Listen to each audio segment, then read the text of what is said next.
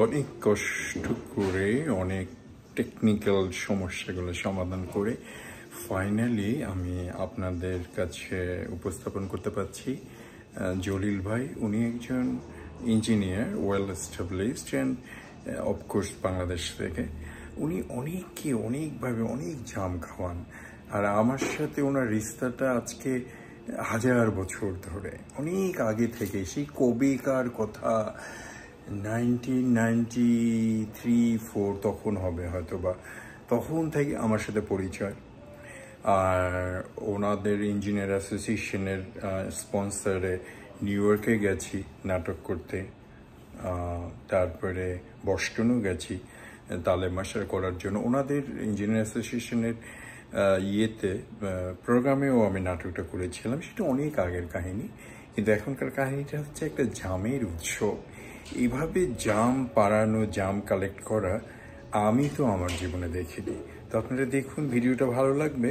আর হয়তো এটা 2টা ভিডিও করব। একটা হচ্ছে ওনার বাসার ভিতরে কি কি বাগান আছে, কি কি ফলমূল আছে এইসব নিয়ে, আর প্রথমটা হচ্ছে জাম কালেকশন করার একটা অদ্ভুত প্রক্রিয়া। কথায় বলে না যে চুল বাঁধে সে রাঁধতেও পারে, বা যে রাঁধতে পারে সে চুলও বাঁধে, সামথিং লাইক দ্যাট। ইঞ্জিনিয়ার, শিক্ষিত মানুষ, ওয়েল এস্টাবলিশড, এদিকে জাম কালেকশন করছে, যেগুলোতে আমি খুব অপারগ, খুব অদ্ভুত ধরনের আমি একটু গর্ধ। তো ভালো থাকুন, সুস্থ থাকুন। খাজা আমরতুজ ফ্রম ক্যালিফোর্নিয়া। তুমি দেখো ভিডিও কিরকম আসছে, দেখো খুব সুন্দর আসতেছে। হ্যাঁ দেখো।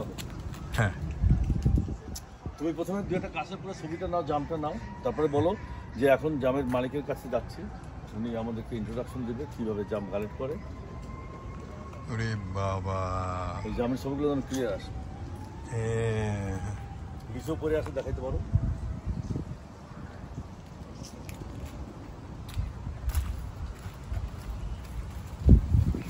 জলিল ভাই, আপনি আমাকে বাগানটার সাথে পরিচয় করে দেন।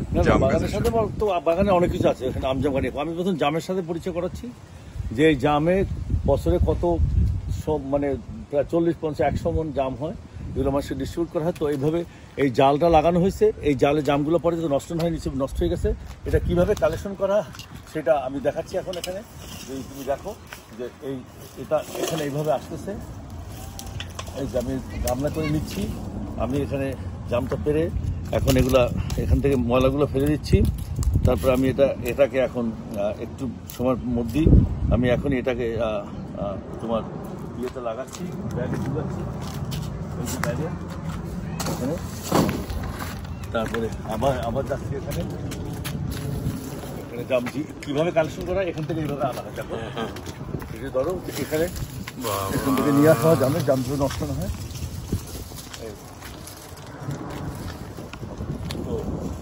এখান থেকে এখানে যাচ্ছে, এই যে এখান থেকে আজকে যেহেতু বাতাস বইতেছে, সেন্টার না, সেই জন্য অনেক জাম পড়ে গেছে, ওগুলো এত জাম পড়ার কথা না। এই জামগুলো আসছে, যেগুলো হবে ম্যাক্সিমাম শান্তুকে দিয়ে দেবো, সে ডাউনটা নিয়ে যাবে এবং সমস্ত বাঙালিকে দেবে। তো এটা আমার জন্য একটা ভালো কাজ হয়েছে। তো এগুলো একদম তাজা জাম, এই যে আমি খাচ্ছি, তুমি নিজেও খাও। থ্যাংক ইউ ভাইয়া। আমি আটি হাতে নিয়ে মানে ছুঁড়ে ফেলে দেবো এরকম। ওগুলোও খাইতে হয়, বিচিগুলোও না, বেসিক্যালি ডায়াবেটিস থাকলে তুমি খাও, এই দেখো ভাড়া দেবো।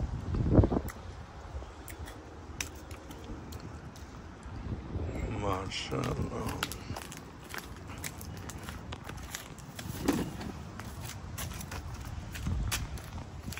না দেখলে কি বিশ্বাস করবে না। হ্যাঁ, বুঝতে ইউটিউবে তুমি 1 মিলিয়ন তুমি ভিউয়ার পাবা। তুমি অথেন্টিক আমার ইউটিউব সাইট করবা, আমার নামে ইঞ্জিনিয়ার জলিল খান, তারপরে বরিশালের বাগান কাছে ইত্যাদি, ওটা তোমাকে পরে বলবো।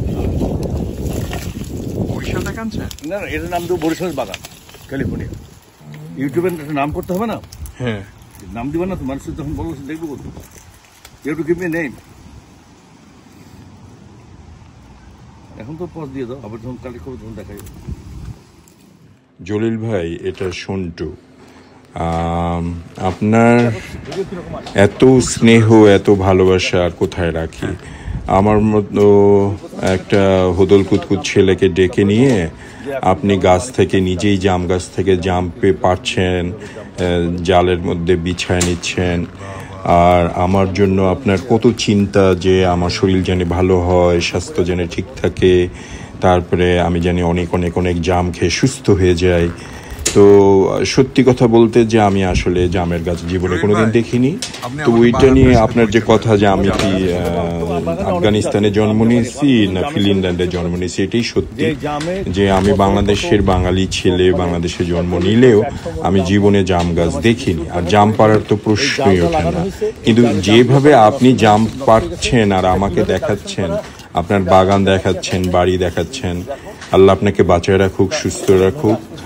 এর মধ্যে জাহিদ ভাই চলে গেছে, কিন্তু আলহামদুলিল্লাহ আপনাদের ভিড়ে আমার নিজেকে ধন্য মনে হচ্ছে, ভালো মনে হচ্ছে যে এত বছর মনে রাখছেন আর আমাকে স্নেহ করেন। কালকেও আপনি বললেন আপনার বাসায় আবার আসতে, তো আপনাকে অসংখ্য অসংখ্য ধন্যবাদ। সাধারণত আমি